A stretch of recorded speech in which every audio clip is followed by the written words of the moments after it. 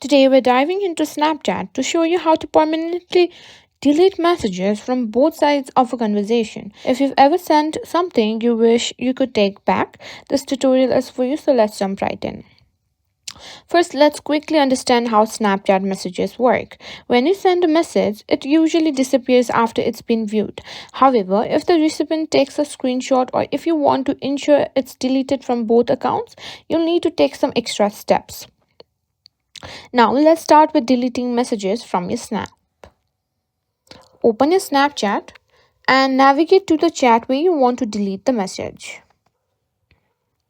Now, for example, I'll be sending this message. Now, press and hold the message you want to delete. Select delete from the option.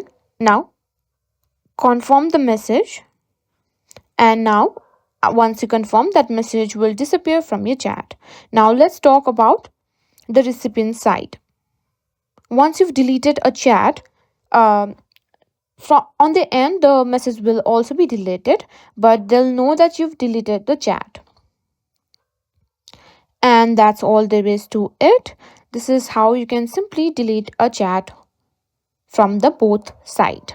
If you found this video helpful, don't forget to like, share and subscribe to our channel.